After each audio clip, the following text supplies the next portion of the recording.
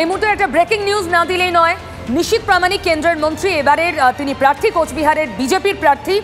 সেই বিজেপির প্রার্থীর কনভয়, তার গাড়িতে তল্লাশি, পুলিশ তল্লাশি করছে রাজ্য পুলিশ। অনেকেই মনে করছেন এটা রাজনীতির পাল্টা, কারণ অভিষেকের কপ্টারেও তল্লাশি হয়েছে। আইটি তল্লাশির খবর অভিষেক নিজে দিয়েছেন এবং সেই ছবি আপনাদের দেখাচ্ছি কিভাবে নিশীথ প্রামাণিকের কনভয়ে গাড়ি থামিয়ে তল্লাশি করেছে রাজ্যের পুলিশ। সুমন কল্যাণ ভদ্র আমার কোচবিহারের সহকর্মী আরো আপডেট দেবে। কারণ কি আচমকা এই তল্লাশির, সুমন? দেখো, নিশীথ প্রামাণিক আজকে ভ্যাটাগড়ি থেকে তার বাড়ি থেকে বেরিয়ে কোচবিহারের দিকে আসছিলেন, তখন তার গাড়িটি তল্লাশির জন্য আটকায় এবং সেখানে নির্বাচন কমিশন এবং পুলিশেও সেখানে ছিল। নিশীথবাবু যেটা অভিযোগ করেছেন যে যেহেতু কপ্টারে একটা করা হয়েছে, তল্লাশি হয়েছে, তার থেকেই এই ঘটনার সূত্রপাত। এবং সে তো রাজনৈতিক ভার্সন সুমন, সে তো পলিটিক্যাল ন্যারেটিভ। আমি বলছি পুলিশের যুক্তিটা কি, কেন মন্ত্রীর কনভয় থামিয়ে করা হলো তল্লাশি?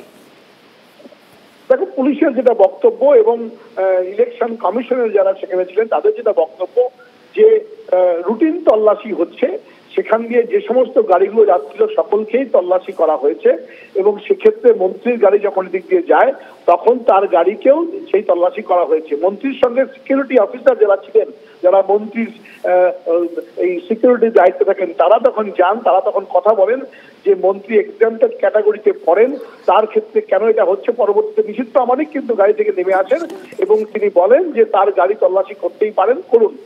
যেটা বক্তব্য ওনার, যেটা পরবর্তীতে তিনি জানান যে যেহেতু সাম্প্রতিককালে একটা ঘটনা ঘটেছে কপ্টারে আয়কর তল্লাশি নিয়ে, সেক্ষেত্রে তার ক্ষেত্রে ওই একই কারণ ঘটনা হলো। মানে মমতা বন্দ্যোপাধ্যায় গতকাল কোচবিহার থেকেই বলেছিলেন অভিষেকের কপ্টারের সোনার টাকা খুঁজতে গিয়েছিল আইটি। মানে প্র্যাকটিক্যালি একই উদ্দেশ্য নিয়ে আজ রাজ্য পুলিশ নিশীথের গাড়ি থামালো। অনেকটা একেবারে কিন্তু তাই, কারণ নিশীথ প্রামাণিক এবং তার সঙ্গে থাকা লোকেদের যা বক্তব্য তাতে একটা প্রতিহিংসার একটা তত্ত্ব কিন্তু তারা খাড়া করার চেষ্টা করছেন। এবং কিছুক্ষণ আগে এই ঘটনাটা ঘটেছে এবং পরবর্তীতে নিশীথ প্রামাণিক তার গাড়ি থেকে নেমে আসেন এবং গাড়িটিকে পরীক্ষা করার জন্য তিনি বলেন। তার কিছুক্ষণের মধ্যে অবশ্য গাড়িটিকে ছেড়ে দেওয়া হয়, তার কনভয়কেও ছেড়ে দেওয়া হয়। সুমন, অনেক ধন্যবাদ। সেই সময় নিশীথ প্রামাণিকের সঙ্গে কথোপকথন রাজ্য পুলিশের, শুনুন।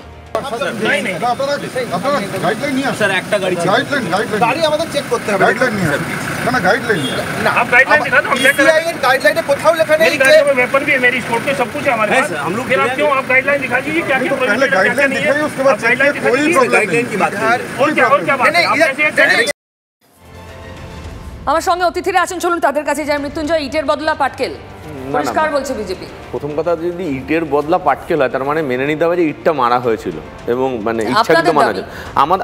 তার মানে ইচ্ছাকৃত করেছিল। আমরা প্রথম কথা হলো যে আইন শৃঙ্খলা এখন যবে থেকে ভোট ডিক্লেয়ার হয়েছে তবে থেকে ইলেকশন কমিশন অফ ইন্ডিয়া মানে হাতে। তাহলে যদি কোনোভাবে রাজ্য পুলিশেরও যদি কেউ যেয়ে থাকে তাহলে ইলেকশন কমিশন অফ ইন্ডিয়াই তার উত্তর দিতে পারবে কেন গেছে, কি ব্যাপার। আর দ্বিতীয় কথা হলো যে অভিষেক বন্দ্যোপাধ্যায় বা রাহুল গান্ধীর কপ্টারে যে তল্লাশিটা হয়েছিল সেটা ইনকাম ট্যাক্স থেকে করেছিল, এটা বুঝতে হবে। তার উদ্দেশ্য আমরা তো বলছি যে কিন্তু কেন্দ্রীয় সরকার ইলেকশন কমিশন অফ ইন্ডিয়াকে আমরা বারবার বলছি নিরপেক্ষতা নিয়ে প্রশ্ন তুলছি, তার ব্যবহার করছে। কারণ এই কপ্টার নিয়ে যখন আলোচনা হচ্ছে আমরা মানে ইলেকশন কমিশন অফ ইন্ডিয়ার কাছে অলরেডি চিঠি পাঠিয়েছি যে নরেন্দ্র মোদী দেশের প্রধানমন্ত্রী, তিনি কি করে যে মানে সরকারি কপ্টার ব্যবহার করে, সেনার কপ্টার ব্যবহার করে অন্ধ্রপ্রদেশে যাচ্ছে। তাই আমাদের পরিষ্কার কথা যে ইলেকশন কমিশন অফ ইন্ডিয়া নিশীথ প্রামাণিকের গাড়িতে যে তল্লাশি হয়েছে, বিজেপি গিয়ে ইলেকশন কমিশন অফ ইন্ডিয়ার কাছে প্রশ্ন করুক, আমাদের তো কোনো আপত্তি নেই।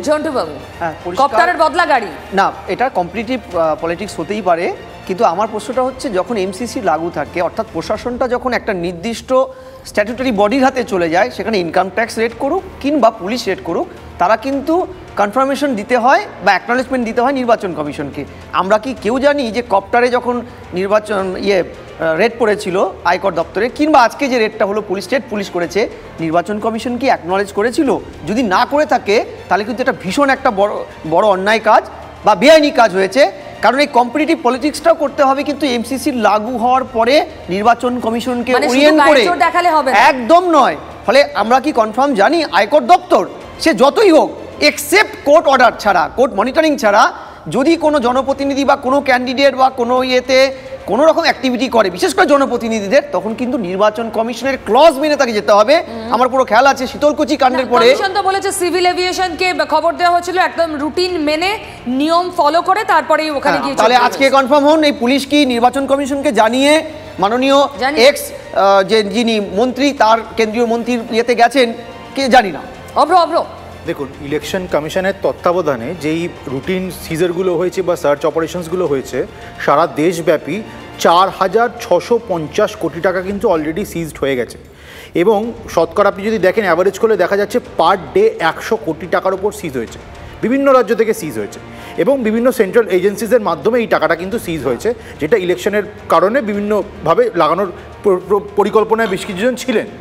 কিন্তু বিষয়টা হচ্ছে এই একই রুটিন মাফিক কিন্তু এই ভাইপো বন্দ্যোপাধ্যায় যেই চপারে করে বেড়াতে যাচ্ছিলেন কি কোথায় যাচ্ছিলেন সেখানে ওই প্রক্রিয়াটা হয়েছিল। আচ্ছা, আপনারা তো রাহুলের কপ্টারও তল্লাশি চালিয়েছেন। না পিউদি, এইটা শব্দচয়নটা আপনার বোধহয় একটু ভুল হলো। উইথ ডিউ রেসপেক্ট, আপনারা নয়, আপনি বলুন ইলেকশন কমিশন। আর দ্বিতীয়ত মৃত্যুঞ্জয় দা তৃণমূলের প্রতিনিধি যেই কথাটা বললেন, ঠিক আছে, খুব ভালো কথা, কিন্তু রুটিন চেক এখানে ঝন্টুদার কথাটা খুব গুরুত্বপূর্ণ।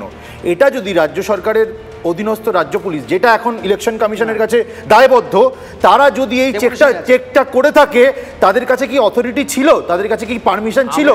তাদের কাছে যদি পারমিশন না থাকে তাহলে কিন্তু এটা ডাল মে কুছ কালা है, পরিষ্কার কথা, ডাল মে কুছ কালা है।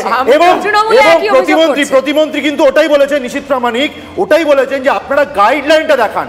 গাইডলাইন কি দেখাতে পেরেছে? তারপর গাড়ি ছেড়ে দিয়েছে, গাইডলাইন দেখাতে পারেনি, ছেড়ে দিয়েছে।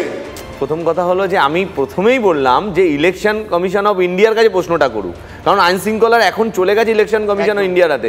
যারা 3 বার ডিজি চেঞ্জ করতে পারে ইলেকশন লাগু হওয়ার পরে, তার জন্য আমরা